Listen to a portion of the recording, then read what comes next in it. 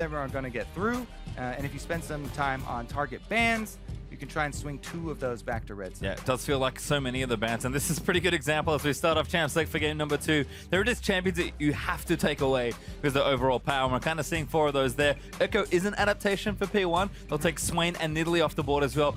Rise, Kindred, though, order the answers for Immortals, and again, you just run out of bans so quickly these days. Yeah, I mean, still, we're looking at Vladimir's on the table. Maybe some people like to ban Azir, but the supports as well are running rampant. Really, your choice is, okay, what are we going to do about the jungle as well? Maybe Rek'Sai. Okay, Maokai finds his face on the table. And P1, no, they have to do it. Lucian's is such a strong pick. It's one of those other standard bans we look at. Mash, you know, a decent Civ game, but maybe couldn't quite transition well. Lucian, definitely a champion that can go crazy at every stage of the game. Yeah, I think that is a really good point, though, because they talked about it a little bit on the analyst test, how Mash was kind of hesitant to get in there as Sivir and get some autos off. Lucian, everybody's confident getting into that close range, even though he is also a close range AD carry relatively. He has a lot more mobility with the Black Cleaver Ghostblade build being so popular now, plus just the built-in, once you get cooldown reduction, ability for that champion to weave in and out. So maybe we'll see an increase in DPS uptime from Mashme now that he has secured the Lucian for them. So pretty good first pick for them. But again, on the swing side, there's that Rek'Sai I was talking about, and Pobelter back on the Viktor. Maybe this time he doesn't go for that flash under turret early on. Probably not, but I like it. Again, Immortals, you sort of mentioned this in game 1. They tend to just go down the tier list, as it turns out. Make sure they pick strong champions for themselves. So I like what they're starting off with. P1, though, we'll need to address a few things here. We'll see if Slooshi stays on the Assassins, or maybe goes to something else, but probably no need to show the mid lane just yet. I imagine these will be very safe picks. So P1, Zig back on the Trundle, very safe, and Elise also very safe. All right, I kind of like this. Maokai and Echo both banned, and they pick up Trundle, who's a huge bully for the top lane. We talked about the deep champion pool of Huni and the possibility of these counter picks. Last time we saw him, you know, he's willing to take Riven into the Trundle matchup because you won't have as many stats for Trundle to steal, plus a lot more kill pressure, and you can bring a lot of, you know, surprise gameplay to the mid game. As of right now, they're not going to show it though for him. You want to see the rest of the team generally. And it is going to be looking like a Zyra Ashe combo. Zyra's been one of those reworked mages that's risen to prominence, but not in the mid lane. Yep. Really popular support now, brings a lot of damage. Rough, we don't get to see it. Yep. Just Adrian back on Karma as per usual. Turtle though, do like to see his Ashe. I think it's actually decent in Lucian, and certainly a champion that I think Turtle himself said yesterday in an interview, yeah, Lucian's very good, but I think Ashe actually might just be straight under him. Yeah, and so this to me signalizes that Huni wants to play damage from the top lane. If you look at the composition so far from Immortals, Rek'Sai, ReignOver, Rek'Sais have been built uniformly full tank this season, and that's going to be the main tank. You don't need an off tank for this comp because you already have the utility of Ashe Arrow into Gravity Field, so there's plenty of control already for that team, and I think that really does open up them to have a last pick DPS top laner for Huni. Meanwhile, Phoenix1, there they go, they do get the Emperor, and this is going to be one of those stable team comps with Braum Shield plus Emperor's Divide, a lot of terrain there to open up for Lucian to get in and out. Strong picks, but a change for Slooshi, certainly. No Assassins this time. He's had back-to-back Assassins game with Fizz and LeBlanc after playing that one in game 1. So different style, but certainly a powerful champion. A matchup, though, that they will both be very familiar with. You mentioned the damage, though. Riven, Fiora, these are sort of Huni champions that we might expect, but you really never know what's happening with Huni. This would be pretty sick if they get the Jace, because that also adds more speed onto their comp. Karma plus Jace can overlap and allow them to disengage during the Emperor's Divide. Plus it would add more poke, which is cool, but they don't really care about those things. Nope. It's gonna be the Riven again. That's the same pick that he took into Trundle last time around, and they also lane swapped it, so we shall see if history repeats itself today. Again, Riven, not a very common champion around the competitive scene, certainly. I know a lot of the Riven mains, there are plenty of them.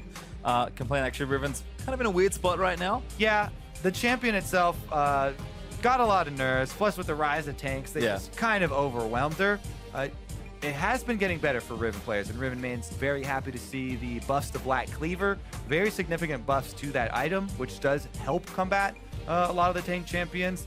Some people have just decided that it's not quite enough, but Huni, he did rush that item last time as well, so expect that from him again. and it's going to add some extra armor shredding for Turtle once again. So those two guys will be working together. Yeah, very impressed to see what Huni can come up with. We've seen plenty of individual plays from the man. Team fighting also a hidden strength perhaps of Riven, but we also want to think what you guys know. So make sure to send your tweets to cast a vote for the team who you think will finish this series as victors. Is it going to be Immortals? Use the hashtag IMT win or P1 win if you think Phoenix1 can make it and force it to a third here. Given how they've been playing, they've definitely been up and up, despite the fact that it is their first week of the summer LCS. A tough second draw here against Immortals, but things are looking bright here. We'll see what they can get done in game number 2. Yeah, pretty tough here drawing these guys once again. And this one, I'm going to be looking very closely at the early stages of the game. Will Immortals go for the lane swap? Because I think it helps them in many, many ways. The Braum Lucian duo lane has a lot of kill pressure as well. Since Ashe has reduced mobility, she really relies on Karma to keep her safe.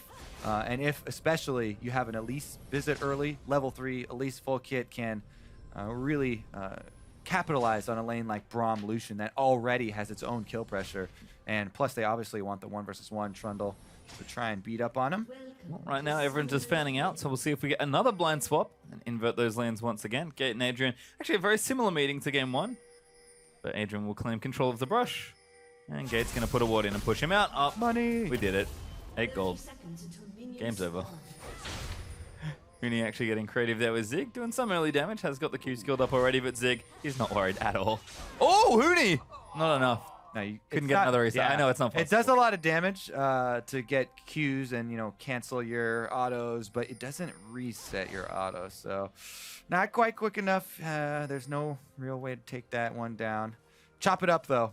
So now if someone comes with a sweeper, it's an easy ward kill. Takes one. Slooshi having some fun in the mid lane. Again, looks like no one's really needing to move out to get deep vision. And by the looks of things, we actually are going to get standard lanes this time in the proper places. All right. Gravity's back to normal, Kobe. Okay, I'm going to have to put the spotlight on Zentinel then for Phoenix1, because Phoenix1, we were looking for them to try and jump out of the gates with some early action, try and get a lead so they can snowball.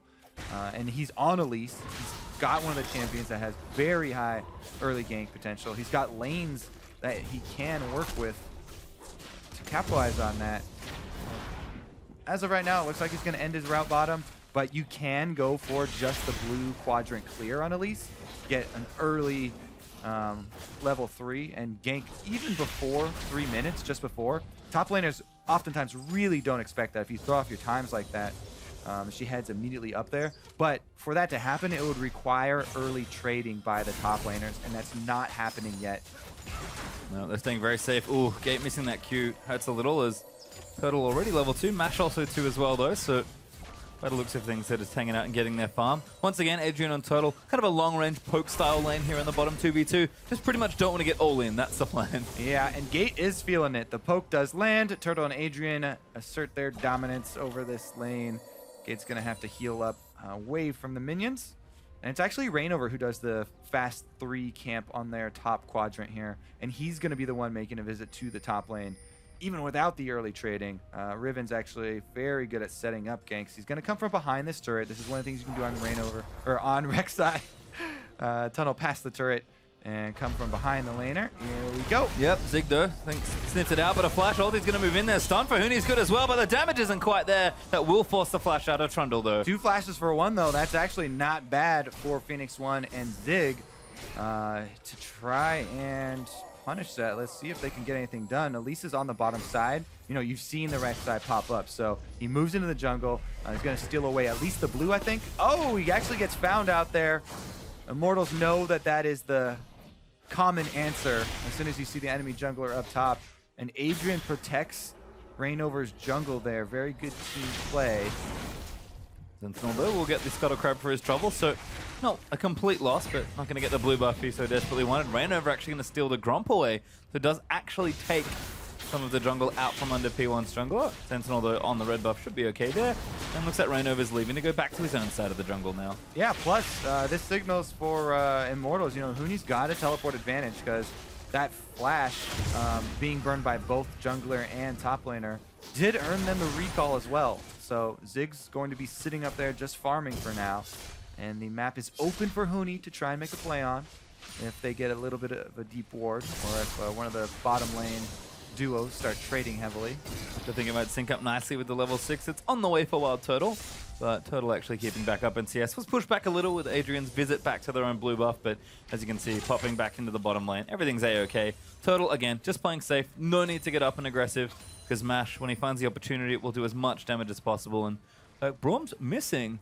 Models don't know that, but Mash is playing up and aggressive, trying to keep them out, as Adrian does get some poke in, and Gate will return to the lane. Yep, back in time. Early boot purchase here and some extra potions because Gate took so much harass earlier. Definitely good for them that he was able to sneak back to base and it didn't cost Mash any extra CS. It's doing just fine down there. Everything really even across the board so far, despite these summoner spells that have been burned due to top lane action. Huni actually a bit behind on CS, but should be okay. Definitely going for maybe an early Black Cleaver though. Triple longsword. Currently the building. Could even be a Ghost Blade, I think. Some Rivens like that item. I'll put 10-to-1 odds that it is a Black Cleaver though. Yep. I think that's fair. All right, Zentinel gonna head up to the top side this time. There's a ward in that Tribush though, and I don't think he has Raptor Smite. So he's gonna get seen. ReignOver a little unhealthy as Zentinel pops his way into this side of the map, but ReignOver does borrow, get the health regen back, and Huni just gonna go ahead and clear this out. So again, very quiet all around these lanes. Huni has got back up in CS. Junglers power farming through. Again, kind of poking their heads in lanes where they can. Adrian even getting initiated on his Turtle down with the damage, but the snares on the Exhauster down as well. And Mash going to try and turn things around. Adrian will get stunned on the other end as Gates just chasing Turtle out of the way. Does need the last order to fight it. Mash going to move in, but that's a great flash from Turtle. Now the TP is coming in from Huni, and Zig, he does cancel with the pillar, and everyone's okay. Woo, that ward they dropped in the Tribush really pays off. Nice Trundle pillar there to interrupt the teleport, and they get that discrepancy back. Now teleport will come up much quicker for Zig. Pretty good. I don't know how coordinated that was, if they're like, you know what, we're going to push them just to the edge here, but that teleport. Good reactive play there, though, from Phoenix1. Very nice, but Turtle does have to back off now. They'll push a wave in. Mash and Gate did back off after Riven was initially coming in. Huni actually a bit up in CS now as well. Zig, I think, got forced back out after having to cancel that TP. Back in mid lane, though, we'll check in, and Slooshi having a grand old time just farming away on Azir, but Pobelter with a Hex Core upgrade already should be fine. Looks like Huni now with the ultimate, starting to play a bit more aggressive into Trundle, but it's pretty hard to kill a Trundle, unfortunately. Yeah, it's also the extra money that Huni was able to buy. Since he didn't have to go back so early, he got a really effective purchase recall, so he had a lot more stats. Now Zig is going to try and even that up, but what Zig really wants to do is wait for his teleport to come back off cooldown. You can see there's only a few seconds left on it, so he'll just huddle under turret, try and CS as best he can, and just weather the storm here from Huni up on the top side. I like it. Adrian out of mana, but still auto-attacking Gate, trying to pull the wave off. Turtle actually will get somewhat of a freeze here. BF sold back for Ashe now, so Turtle's just hanging out, having a good time, making sure he gets his farm up. Cole picked up for Lucian, so definitely investing a bit more into the slower laning phase, I suppose, that both these teams have sort of agreed upon. Slooshi gets his blue buff, and wave clear will continue as normal. So once again, a very measured start to this game. No lane swap this time, but not necessary. Zig does get some damage down. Huey, very nice on the combos there. Yeah, I think Zig takes some turret hits. Back now. He's out of mana and almost out of health, and his teleport is ready, so there he goes. He'll get his purchase in and come back. Then he won't have to take a beating anymore. Like, he'll go toe-to-toe with Huni after he is able to purchase. Really smart from Zig as well. Heard ReignOver's ulti. Probably had about a 90% chance that he was diving top lane, so yeah. Huni just going to proxy the wave. ReignOver, surprise, is in this side of the map, but Zentinel also covering there. He's going to spot him down. ReignOver just going to get an ulti in, but looks like the top laners will just go back. As we'll check him back with the bottom lane. Everyone just farming away. Turtle with that BF sword, though, able to keep the wave pushed in pretty nicely. Yeah, so even though there's no action up top, that was a very, very worthwhile move from ReignOver to ult up there. They denied an entire extra minion wave from Zig because he had to cancel his recall, reposition himself. Plus, they were able to run him out of the jungle. So, pretty good move right there for Immortals that earns them some... well... You miss all of the arrows you don't shoot, right? Well, something like that. Turtle was definitely on point in game 1 with the Ashe against C9 yesterday, but maybe needs a little bit of a warm-up. I mean, I think he was sitting on a ward, so they didn't really have any way to know that he was warded, but if you see the arrow coming from that far away, should easily be able to dodge it, and Slooshi just walks right out. So that's one cooldown there from the bottom lane. They will be missing for a little bit, but that warding pays off for Immortals, or for Phoenix1. And Slooshi's able to stay safe in that mid lane. Continue with his CS. Very happy on Azir to be just CSing well heading into the mid game. Took some damage from Pobelter, as he actually does have double upgrades on the Hex core now, so I imagine he's got the Q and the E evolved up. Nash does throw out the ulti, but just a bit of poke on a Turtle and some wave clear, so again, just pretty much trading farm back and forth. Turtle will happily clear this out. Other than that, junglers looking to maybe get aggressive. Slooshi does have to be a bit careful. Pobelter ready with the ultimate, but thankfully you don't die as instantly anymore to Viktor. You still die pretty quickly, unfortunately. Yeah, definitely still have to respect it, especially this early on, and Slooshi is going to do just that. Pretty much everybody playing defensively and trying to clear out their wards. Really the one thing is ReignOver still returning to the top side. Rek'Sai, once again, he's over there, counter jungling, positioning to pressure this Trundle again and really protect this this Huni Riven pick. I mean, you expect a lot of focus from junglers whenever you pick Riven, whether you're on the Riven team or against it. Because they both know it's a very snowbally champion. The possibilities are there. And so ReignOver is doing a lot of work just by allowing Huni to play aggressively and get him up to the Black Cleaver point. As of right now, pretty good CS lead for him. Yeah, ReignOver's done a nice job. 10 CS up there on the Elise and was very heavy in the utility, actually. The build was Hunter's Machete, Swiftness Boot, Sightstone, and now I think moving into Cinderhawk with the Chilling Smite. So just wanted to make sure I had all the coverage, which was nice to see. And again, feels like a very ReignOver thing to do. Super good counter ganker, super utility heavy player. Rek'Sai is his signature champion for a reason. Yeah, it always feels like ReignOver comes into the game with a very clear set of goals in mind and a very clear order in which he wants to go for those. Pretty high on the list has been allow this Riven in the top lane a free early game, which he has done a good job of. CS lead for Huni as well, so looking good. Mission accomplished, I suppose, there. Huni just going to push this wave in and get some damage down to the turret. It's pretty healthy. Zig again taking trades. Nice pillar. Gets a tower shot down in onto Riven. But blue buff over to Pobelter. Able to death ray that one down. And again, ReignOver just making sure the jungle's on farm. Solo laners are doing okay. Immortals more than happy to wait towards a mid game and probably fight around that first objective. Yeah, I mean, that first objective is going to be the Mountain Drake that's currently sitting there, and ReignOver setting up for it. Using that Sightstone you talked about, him getting it really early. He's got the move speed plus vision build here, and he's gone in trying to set up for it. Meanwhile, down bottom lane, Turtle, another arrow ready. And they're looking to use it, but Phoenix1 back off, and Turtle can just hold those minions right in front of his turret. Nash going back, does get the Ghost Blade, got the Cull halfway ticked down as well, so things looking good there for the Lucian as he gets his first major item. Adrian there sweeping out a ward. As we'll check in just quickly with the rest of the inventories. We talked about Viktor before, does have that Mark II Hex Core and some CDR boots. Nash's Tooth though for Slooshi is a great first item spike, putting that to good use, but Pobelter able to trade effectively. Other than that, Huni working on that Black Cleaver that he did suspect.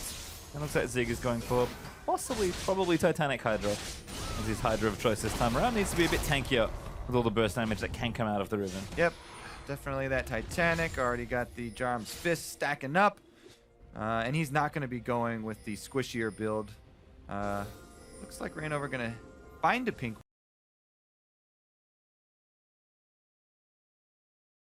Has already popped the ulti. No, he hasn't done it just yet. Execute there from Huni, but a good flash out of the wind slash might get Zig to safety. Huni, though, will claim first blood, and it's just that easy. Doesn't even reacquire turret aggro. Azir arrives just after the nick of time, and only around to mourn over the death of his top laner. Meanwhile, they also lose control of mid because of the roam. Pobelter pushes up. Half the damage on the turret is already gone. And things for Immortals looking very good. The continued concentration of support up on this top side with ReignOver duoing with Huni, basically, finally pays off for them. And it's great to see a little thing really open up a game so much. We've talked for, what, 10 minutes now? There's just been little bits of pressure for ReignOver. Hasn't overcommitted, hasn't needed to go too crazy. Finally execute an easy dive. And then all of a sudden, Immortals just feel pressure everywhere. Bottom lane is going to fall as Turtle able to take that one out. And it's just, again, that same high-pressure style. Even when they're not playing fast and in your face, Immortals are always making sure that the game is being dictated on their terms. Yeah, ReignOver's the guy. He can have the very spectacular flash plays, but he can also... Oh, arrow under the turret and sink again! He's dead. He Pobelter with the revived! Well, good arrow there from Turtle this time. Does nail that one. And they'll get the turret for their trouble as well. Immortals 2-0 up in turrets and 2-0 in kills to the tune of almost 4,000 gold in the lead at under 15 minutes.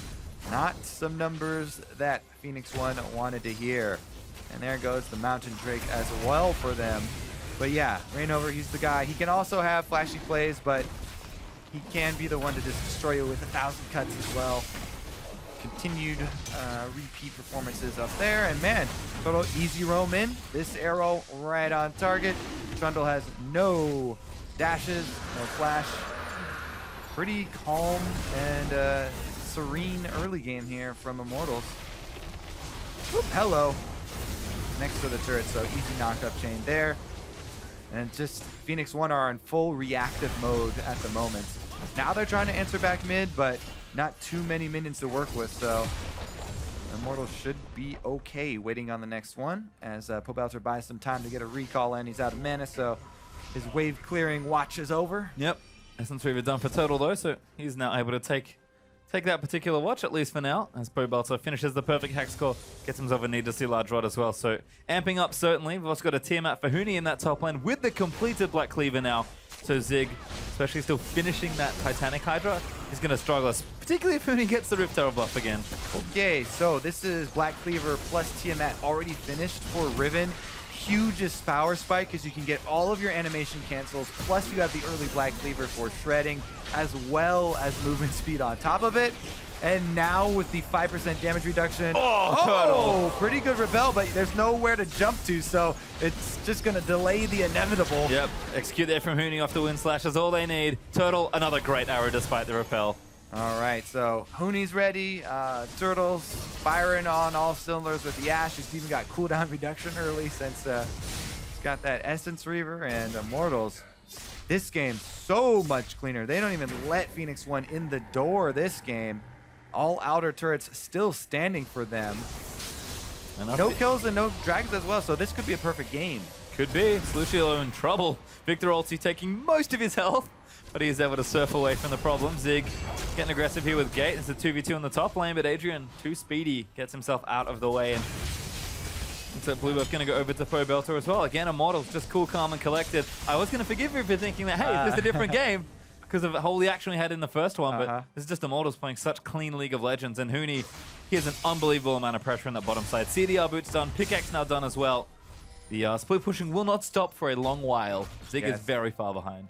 I'm excited to see if he decides to go for some solo plays as well.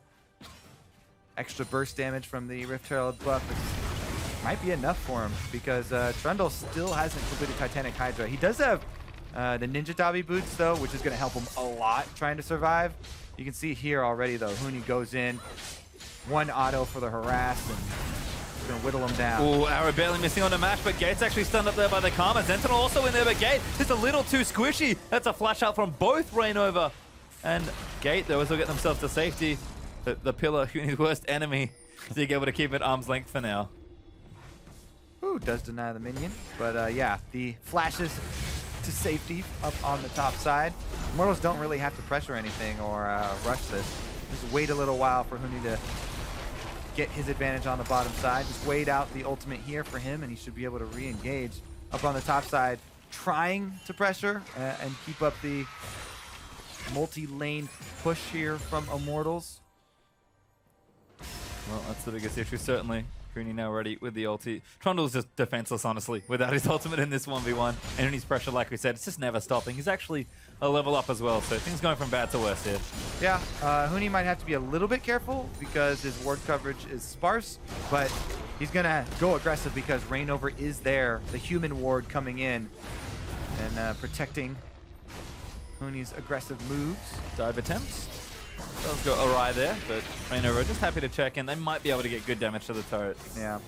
Well, since so Immortals have done such a good job early, let's talk about how it's going to look like. Oh, never mind. Yeah, Pobelter getting moved back there by the Azir ulti. Stunned there by Braum passive, and Slooshi cleans one up. No perfect game this time. Now Turtle actually, maybe the second casualty. Mash able to claim him there. Zig does TP in. P1 on the initiative. There's the first move from P1. They're able to take out the kills plus the mid turret. They should be able to continue pushing. Azir is ready. They can knock down this turret really quickly. That is huge for them to get back into this. Huni got TP though. Maybe they'll try and defend, but he's taking damage actually on the bottom side of the map. That's 2 turrets down for P1. They'll clean out 2 in the mid lane.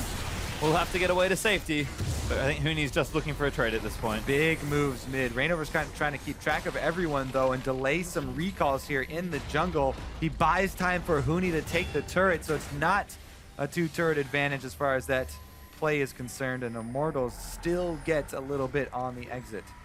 Oh, Gate will get away. Mash actually just off to the top there. Yep, get away this time. Not spotted there by Turtle. Oh, the arrow came out. I think he expected him to be there. Not quite sure what he's fishing for there, but didn't hit.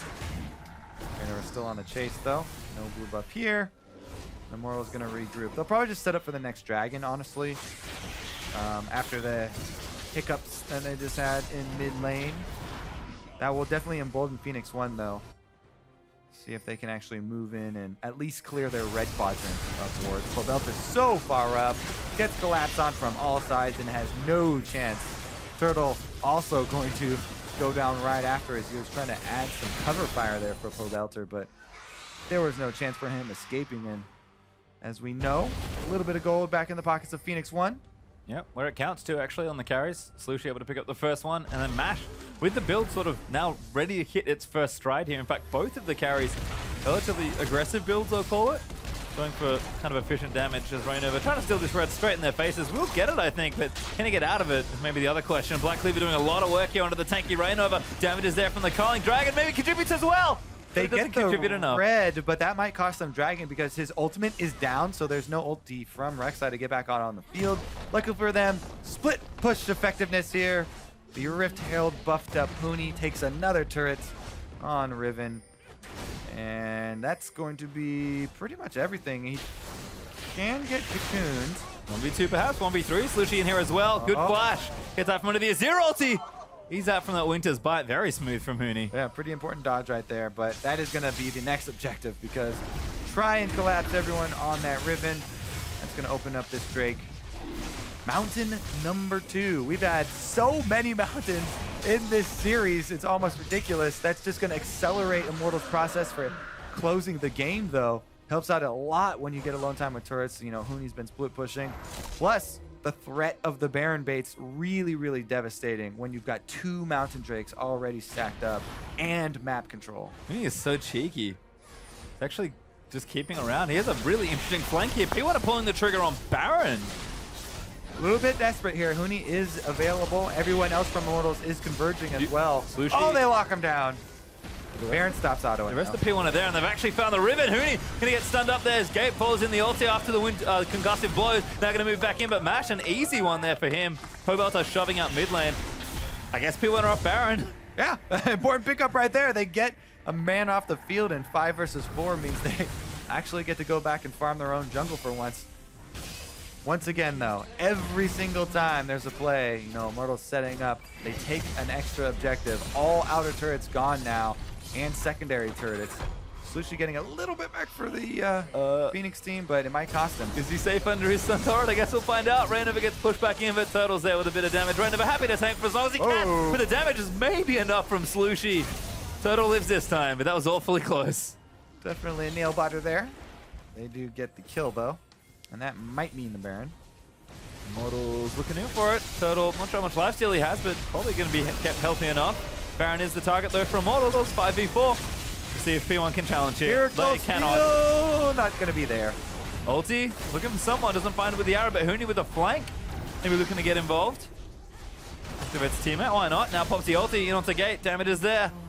Gate going to keep trying to run. Huni will chase him down for now, but Immortals want some more. Zentinel actually the next target there from ReignOver as Gate's locked up on the other side. Huni is going to take him out with the fight moving out on 2 front. Zentinel also taking Immortals just catching the sloppy Phoenix1 around the Baron area. Yep, Baron and Power recalls they can go purchase after that as well. Everybody on Immortals is rich, plus Baron buff. Here come the sieges, PastryTime. And this is the issue. Huni has already been split pushing for most of this game since the advantage that he's been given after ReignOver's nice pressure.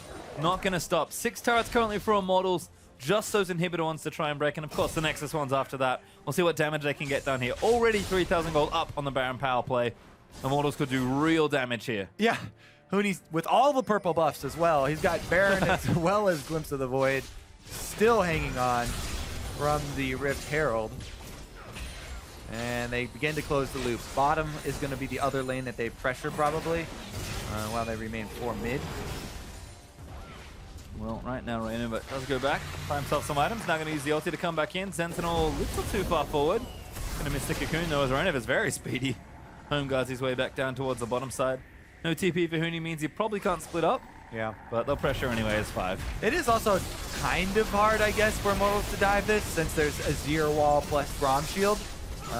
But they're whittling this turret down really quickly. Yeah, Turtle tanking the turrets as well, but the ulti out from Braum's going to start something here. Huni, though, going to block off Gate from coming in, and now Zig going to get aggressed on. Now kind of going for the dive. ReignOver taking too much damage. Mash actually going to take him out on the front side. And he's down. That wasn't even a full commitment to a dive. Phoenix pull off the defense here. We're able to ward off Immortals for a little while. Oh, they go in! Slooshi, big play, but it's not enough. Adrian actually gets him on the back end as Turtle does the damage. Huni now diving in for it, and that's a massacre. Turtle picks up a double for himself and breaks the base straight down. Zentinel not so lucky as well. Pobelter wipes him off the rift. Well, that's going to cut down on a lot of game time right there. They had the defense, but Slooshi goes in for the hero play. Turns out it was a 0 play. He goes down, a couple of other members, and it might even be the game as they stick around with Baron buff after that. Turret's looking very vulnerable. They'll probably get 1, if nothing else. Immortals looking to keep pressuring. Mash has to be awfully careful here. That's 1. Immortals going to keep going. Yep, that is going to be it. Immortals finish this one out cleanly in game number 2. Just over 26 minutes. 2-0 for Immortals. And that's all it took.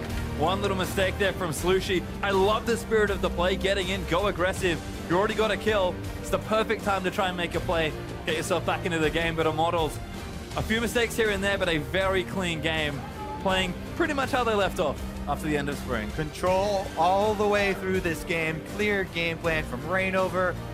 Staying up around top, plenty of vision top, early ganks top. They got the Riven going, huge split push pressure. Pretty much all across the board, though. Then they started getting Ashe arrow picks, and we see the reason Turtle keeps returning to this champion. Very, very clean execution there from Immortals, finishing out a very quick game number 2. Yep, a lot of what we've seen from his team before, but I love the team comps they put together. Really balanced draft, had a lot of different options, and like you said, anyone for Immortals can carry. This felt definitely like a big team effort. ReignOver, I think, had a huge effort in bringing the game to the point it got to. But again, doesn't it always need to be a shining star in the game? Immortals can just play together and win just like that. Slooshi, though, on your screen, head held high after those 2 games. He's having a really good showing. And P1, again, you can see it starting to come together, but was not enough today to topple Immortals. Not today. Yeah, there's definitely a lot of growth for this team to do. They were pieced back together pretty recently, so it's expected to have, you know, a little bit of coordination issues, maybe clear up that team communication. And against Immortals, you're not going to get any time to do that. Nope. There's certainly a ruthless team. Again, they talked about it themselves. You know, they had a rough playoffs kind of ending there. Did end third, which was nice. Yeah. After taking out Liquid, but they felt like they wanted to live up to everybody did. expectations. It's got to be disappointing. Everyone's going to agree on that. Nobody's going to say, you go 17-1 and then, you know, can't get through playoffs. Unlucky. No. Yeah, that was definitely disappointing for a lot of them. But they're coming back, renewed mentality here for the guys. They all look pretty excited about this season. And again, best of 3s, maybe our other question. Immortals, 2 best of 3s, more of a nail biter against Cloud9, but a very clean teaser there. Feels like that same consistency for the regular season is here to stay for summer as well. Yeah, definitely hope so for the crew. Best of 3s is going to put a lot of these teams to the test. I'm very excited because we've already started to see some teams utilize substitutions for individual players. Plus, the coaches are going to have an increased impact on the game with the in-between game adjustments to not only pick ban phase, but they get more time. You know, try and talk to the players a little bit more about the actual strategy for in-game. Send them into game.